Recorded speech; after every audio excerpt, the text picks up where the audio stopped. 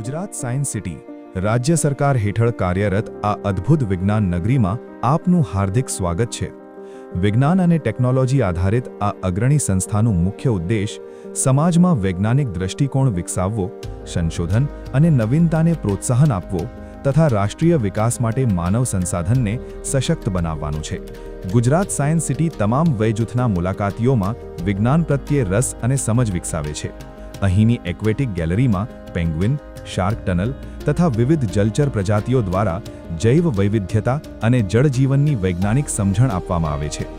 Robotic ગેલેરીમાં આધુનિક robotics, automation અને આર્ટિફિશિયલ ઇન્ટેલિજન્સના મૂળભૂત સિદ્ધાંતોને ઇન્ટરેક્ટિવ મોડેલ્સ દ્વારા સરળ અને અસરકારક રીતે રજૂ કરવામાં આવ્યા છે।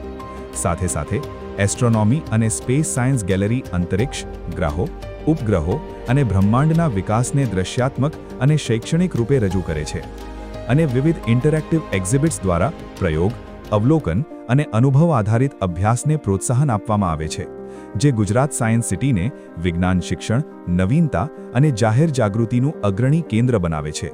વૈજ્ઞાનિક ચેતનાને રાષ્ટ્રભાવના સાથે સંકળવી આ તમામ ઉદ્દેશોને કેન્દ્રમાં રાખી પ્રજાસત્તાક દિવસની પાવન ઉજવણીનું આયોજન કરવામાં આવ્યું।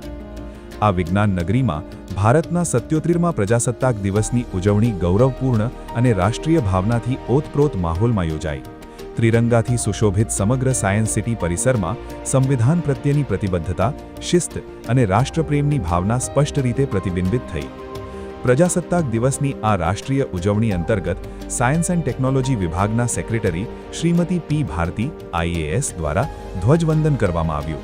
ધ્વજારોહણ અને રાષ્ટ્રગાન સાથે સમગ્ર પરિસરમાં એકતા, અનુશાસન અને રાષ્ટ્રીય ગૌરવની ભાવના ઉજાગર થઈ।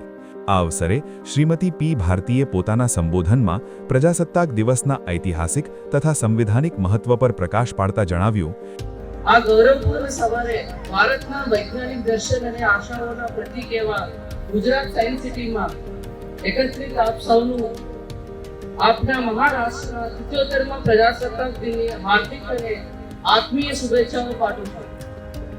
આજે આપના એવા પ્રજાસત્તાક દિનની ઉજવણી કરીએ છીએ જે વિજ્ઞાનને સ્વતંત્રતા, સમાનતા, સ્થિરતા અને રાષ્ટ્રીય પ્રગતિનું પ્રગતિશાળી સાધન માને છે। આ વર્ષે વિશેષ ભાવનાત્મક અને ઐતિહાસિક મહત્વ ધરાવે છે, કારણ કે આપણે વંદે માતરમના 150મી વર્ષની ઉજવણી પણ કરી રહ્યા છીએ। વંદે માતરમ આપ સૌ જાણો છો, માત્ર એક ગીત નથી, એક સાહસ, જાગૃતિ અને સામૂહિક સંકલ્પની શક્તિશાળી અભિવ્યક્તિ હતી। આજે એ જ શાશ્વત ભાવના ફરી એકવાર નવીન રૂપે પ્રગટ થાય છે। આપની પ્રયોગશાળાઓ, વર્ગખંડો, સ્ટાર્ટઅપ્સ, સેટેલાઇટ્સમાં, નવીનતા કેન્દ્રોમાં અને સૌથી મહત્વનું તો આપણા યુવા ભારતના જિજ્ઞાસુ અને સર્જનાત્મક મનમાં। આ ભાવના આપણે માત્ર રાષ્ટ્ર પર ગૌરવ કરવાનું નહીં, પરંતુ સક્ષમ, સંવેદનાશીલ અને જ્ઞાન આધારિત પ્રજાસત્તાકનું નિર્માણ કરવાની પ્રેરણા આપે છે। મિત્રો, 21st સેન્ચુરીમાં વિજ્ઞાન એ પ્રજાસત્તાકની શક્તિ છે।